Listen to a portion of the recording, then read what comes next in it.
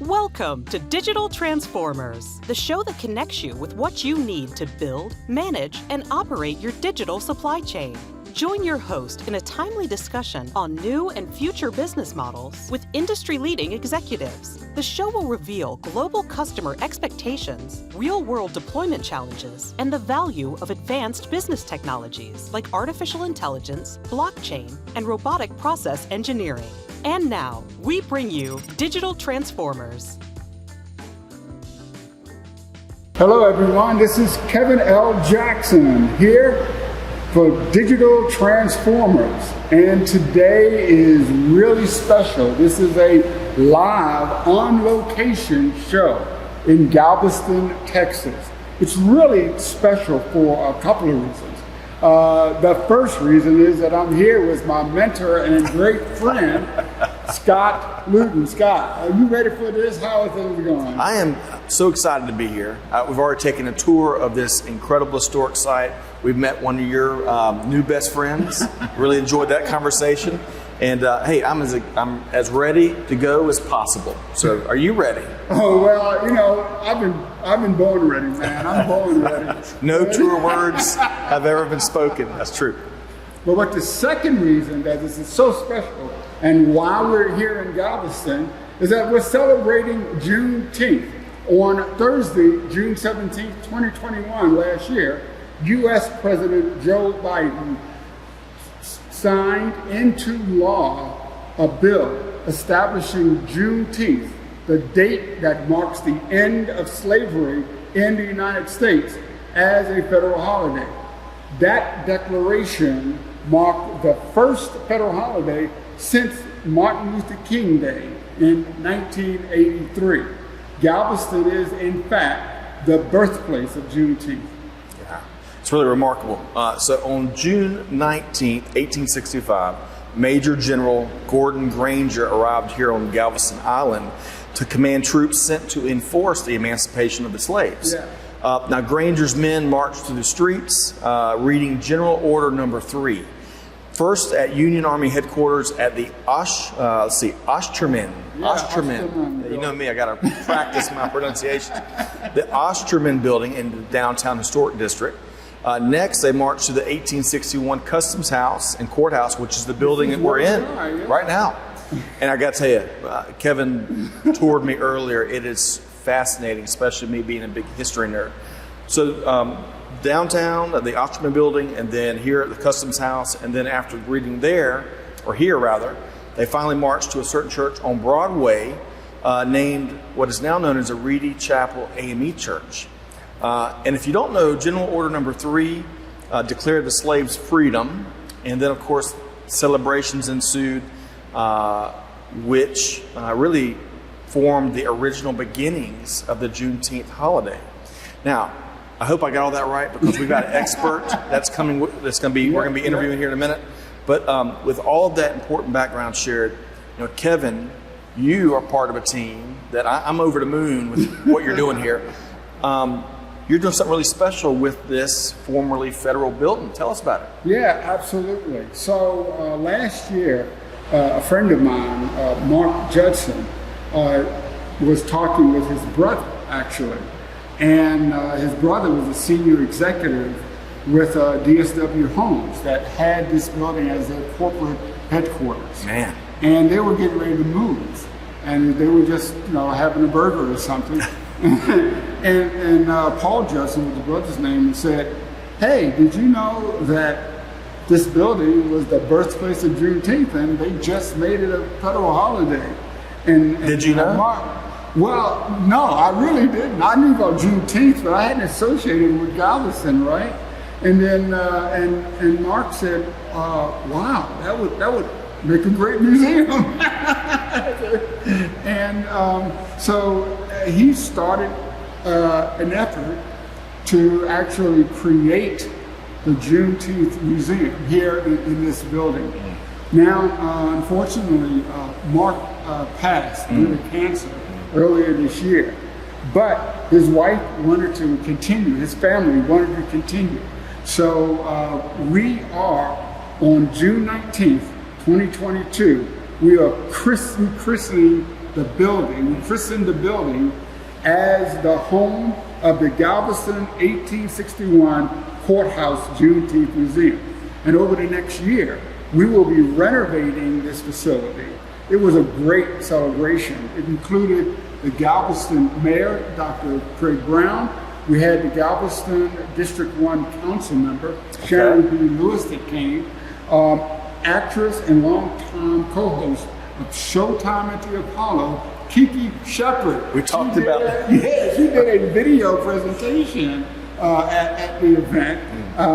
And Gil Bellows, who is a star of the new Jay-Z produced film, Woman of the Movement. This is a 6-episode ABC miniseries. It's set in 1955 and it centers on the life of Mamie Till Mobley. She risked her life to find justice after her son, Emmett, was brutally murdered in the Jim Crow South. Now, Kevin, I understand that Mr. Bellows, who you mentioned, plays Gerald Chatham, who was a Southern-born district attorney who fought to bring Emmett Till's killers to justice. Now, as we have talked about, that trial, of course, changed Mississippi forever, and it profoundly impacted the Deep South as well. Yes, absolutely. Okay, so Kevin, at that event, that special event you were just talking through, you had a special guest there then that we also have now with us here today. It's Mr. Juneteenth, at least here in Galveston. Let's welcome in Mr. Douglas Matthews. Thank you. How you doing? Real good. Thank you. I tell you, Doug, we really appreciate you coming to join us here. Please introduce yourself to the audience and tell them about you. Well, let's see. Excuse me. How would I say? I was city manager for the city of Galveston 11 years. I was assistant city manager 7 years before that. And I've been out at the University of Texas Medical Branch for the last 25 years as assistant vice president for government relations. Wow, that's pretty impressive. Well, when you got here earlier today, Doug, I think you had mentioned 43 years you've been involved in the Galveston community, but also as part of the 43 years that I've been assisting with the Juneteenth celebrations. One of the historic buildings on Broadway, the Ashton Villa, that's where we've had State Representative Al Edwards. He started the Juneteenth celebration. He made the first state holiday for African Americans in 43 years ago. Was Texas then the first state to recognize Juneteenth? Okay, you were very instrumental in a lot of firsts here in Galveston. You actually, you took me earlier to the very first Negro high school here in Texas? Yes, Central High School was the first African American high school in the state of Texas. I was the first black city manager in the state of Texas in 1985. And so Galveston has been known for quite a minute first. And then we also the home of the heavyweight champion. Jack Johnson. Jack Johnson. Yeah, there's a statue right next to the high school, isn't it? Yes, we have a park dedicated to him that in collaboration with the city of Galveston. Well, as city manager, did you have to, some of those days have to pull off a Jack Johnson act, Well, well, you can't tell any of the stories. Thank you. You gotta keep personal. Well, thank you very much, Doug. And Scott and Doug, there's also another organization that we really need to give props to in honor of Juneteenth. That would be Hope for Justice, right? This is a nonprofit that we showcased during this year's Supply Chain and Procurement Awards. That's right. They were also featured during the christening. special organization. Hope for Justice is an international nonprofit working to bring an end to modern slavery and human trafficking. And unfortunately, Kevin, as we were talking with Tim and many others in the organization, slavery and trafficking is actually on the rise globally. But Hope for Justice, the good news here is they've got an effective and proven model that is replicable. I tried to practice that word about 18 times. Replicable, scalable, and it's widely admired. So it goes without saying, our collective vision is certainly a world without slavery. It's sad that we're here again here in 2022 with the backdrop of this historic site, and we're talking about slavery on the rise. But Hope for Justice's global work across 5 continents is helping to eradicate it. That's their singular mission.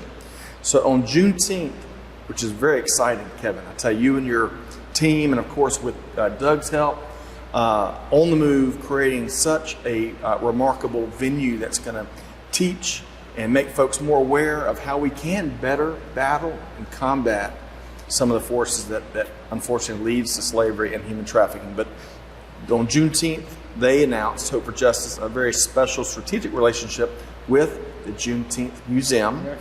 Now, even though Hope for Justice is, and Tim and the whole HFJ family is based in Manchester, UK, while Tim was here in Houston. He was here at an event where he took time out to actually come to Galveston.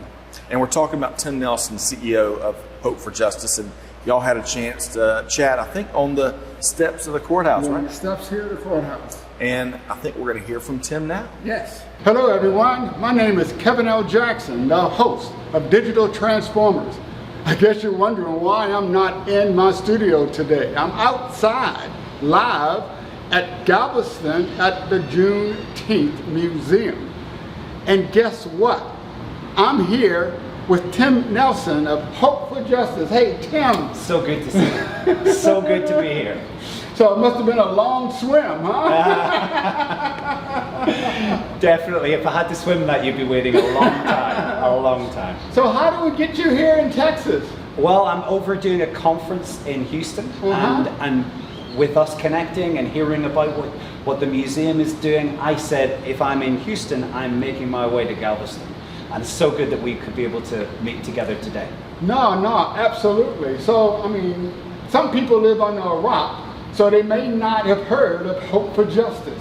So, what is Hope for Justice, and why are you here in the United States? That accent doesn't sound Texan. No, it's not, and I'm not going to do anything to give anyone the impression I can do a Texan accent either. That would only be disingenuous to every single person who speaks with a Texan accent. But you could probably tell I come from Northern Ireland. Okay. I was born and brought up there and moved to England to university. And whilst I was in England, I got invited to sit on a business in the US, and I found myself in Los Angeles. Okay. Went out for dinner. La La Land. Yeah, something like that. Like so far away from what I grew up with. And a friend of mine invited me out for dinner. And whilst I was out for dinner, a person who was with him told me about the issues of human trafficking and modern day slavery. And I was amazed. I'd never heard anything about this at all. And he was on the phone to Condoleezza Rice, who was working for the Bush administration at the time. And he was talking about the downgrading of India on the human trafficking register. And he'd seen girls in cages being shipped all over India. And I was like, that seems like something back to the transatlantic slave trade. What are you talking about? And he told me about how many people were being held enslaved all over the world, and no one was talking about it. So for me, I came back to the UK, and there was a group of people who were gathering about looking to put on an event, and I joined my strength in, and we're a big group of about 10 of us that got together to form our first event. We got 5,884 people to launch Hope for Justice, and that was the start of the movement. And we've had 7 other organizations merge into us, and 3 in the US that have given us real scope and scale to make a bigger impact here in the US as well as internationally. But we now operate in 8 countries, and we look to prevent, rescue, restore, and reform issues of human trafficking and modern day slavery all over the world. Well, okay, I gotta get my head around this. We're here in Galveston at the birthplace, the origin of the Juneteenth holiday. And that's where, in America, General Granger came and read General Order 3, which freed the last enslaved people here in the United States at the end of the Civil War. So, wasn't that the end of slavery? Well, in its basis, the transatlantic slave trade ended in 1886, 1883, but 1885 was pretty much where we celebrate what happened here at Juneteenth. But the sad reality of it is, though the legislation changed, the reality for so many individuals across the world to this day is that actually way, way, way more enslaved people are enslaved today than they were then. So even in the US today, whether it's in sexual exploitation, domestic servitude, labor trafficking, what we see in other countries to do with organ harvesting or forced marriage, the issues of human trafficking, the issues of modern day slavery still exist. And they exist and have amplified across the world. And it's almost like a crime that's hidden in plain sight. So although we do declare and we celebrate Juneteenth, we celebrate what has happened, we celebrate the lives that were tragically lost or impacted through this, we realize actually the mission to bring freedom still goes on. And that freedom needs to not just be a wave of freedom, it needs to be a tsunami of freedom that goes all over the world. So I take everything from Juneteenth to say that we need to take that spirit that was formed around Juneteenth, that was formed around the abolition of the slave trade, and we need to amplify it. And this place seems to be the best place for us to amplify it even louder in the United States and even louder across the world, that people who are being enslaved will not be tolerated. Those individuals who think it's right to buy men, women, and children, that will not be tolerated. We want to declare freedom to all people, all across the world, and we won't stop until we see an end to it. So you're here in Galveston to do that. What are your plans? Why Galveston? Well, in partnering with Juneteenth Museum, what we want to be able to do is people will come here because maybe they've heard about this through education or through the public holiday has raised consciousness as to what's going on. There might be people who historically want to come and visit places where things have been spoken or said. Right. That's useful. But what we want to be able to do is educate people, because education is the first stage into action. Because if you know something, then you can't turn away from it. William Wilberforce is someone we celebrate in the United Kingdom as being someone who led the mission of the abolition of the slave trade. When he was sent a letter from Lady Middleton, he said that he could positively not deny what is happening now that he heard what the issue was. And I suppose what I want to be able to say to so many people, using every forum we possibly can, is once you know that people are still held against their will, what will you do about it? Will you turn away, turn a blind eye to what's happening? Or will you want to make a bigger impact to see the last, the least, and the lost set free? So, education is important, but what I'm hearing is that it's just not enough. You have to take action on what you're seeing or what you're feeling or what you're experiencing. So, and we have an audience out here that's listening to you. What can they actually do to help? Help things change? Yeah, well, I think I've heard it said to me that people don't need to cry about this issue. Okay. It's horrendous. Young children that are being taken against their will, brutally abused, thrown into slavery. It's horrendous. But if you cry about it, you could be in a state of paralysis. It can stop you doing anything. We need people to take action. So when people are watching today, I want to say to people that, you've been given time, you've been given a talent, you've been given treasure. You might not be able to do everything, but we can all do something to try and help bring that movement forward. No one raindrop ever felt responsible for the flood, but the reality is coming together as one, coming together to make a bigger move actually doesn't create a wave, it creates a tsunami of hope going all out across the world. So it could be that you need to start asking questions about where you buy your clothes from or your groceries, the different products that you use in your home. Because I guarantee you that there are products that you use in your home that will have been made by people who are held in some form of modern day slavery. Because the reality is, this issue of modern day slavery is endemic across the world. We're seeing children who are being held, not given an opportunity in life because they are locked in slavery. Like it was at the transatlantic slave trade, where they didn't have rights, weren't given the opportunities. We see that all over the world, and we want to bring freedom. So it may be today you're listening, and maybe, let's just say, maybe you just won the lottery, and you feel an urge to give. I tell you not to fight that urge. No, the reality of it is that this movement that we've been a part of, and for the last 14 years have been on a mission on, isn't something that's being funded by the millionaires, as great as that would be. It's funded by average, everyday people, moms, dads, teenagers, 20-somethings, 30-somethings, thinking that actually we can play a part, giving a small amount of what they have, sacrificing what they have today to help others tomorrow.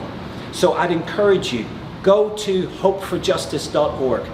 hopeforjustice.org. Check us out. Be able to go to our social spaces, whether that's Instagram, whether that's Twitter, whether you go to Facebook, or I don't know if MySpace is still running or anything like that.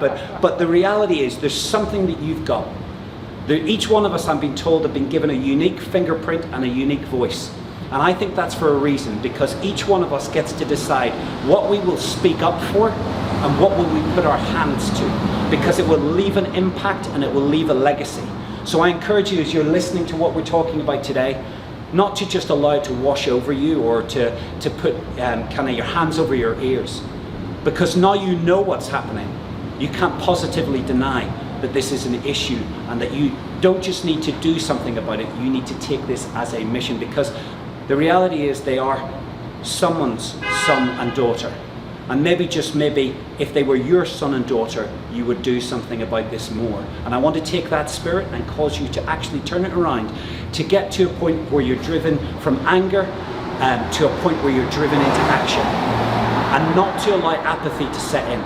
Not to allow yourself to just be inoculated to this issue, but to start to understand the power that you have to change society as a whole. So I encourage you today to make a bigger difference and bring freedom wherever you are. Really, it's an emotion, and I see it's just coming out of you, and so the audience need to understand that they have to take action, not just cry about it, like you said. So we at Juneteenth Museum here in Galveston Custom House look forward to working with and partnering with Hope for Justice, so that everyone can work together to eliminate this curse of human trafficking. So thank you. Thank you so much. We look forward to working with you. I appreciate that. Thank you so much, and thank you everybody for listening today to us. Thank you very much. And everyone out there, hopeforjustice.org, and work together to eliminate this awful thing that we have in our society today. You know, that was a real honor for me. I really look forward to working with Tim and the entire Hope for Justice team. On that note, we have actually kind of run out of time. So Doug, how could people learn more about Galveston and Juneteenth?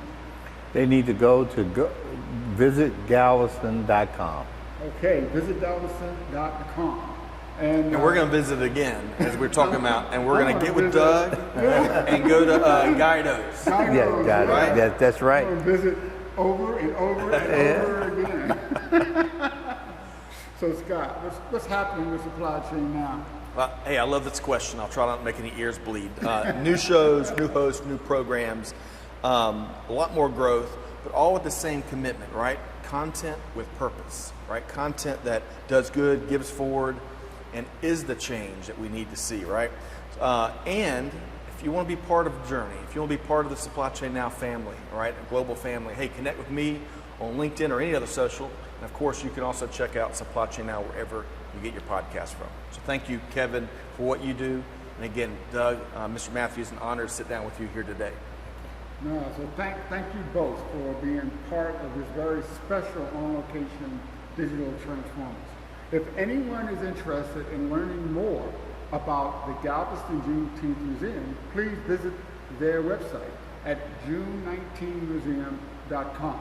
And thank you for spending your precious time with us. In closing, I would also like to invite everyone to check out a wide variety of industry thought leadership at supplychainnow.com. You can find Digital Transformers and Supply Chain Now wherever you get your podcasts. So be sure to subscribe.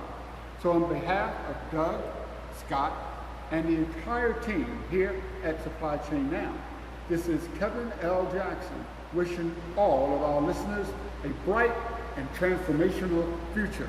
We'll see you next time on Digital Transformers. Awesome. Wow. Great work. Great work.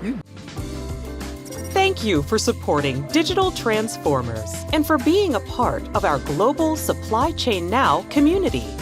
Please check out all of our programming at supplychainnow.com.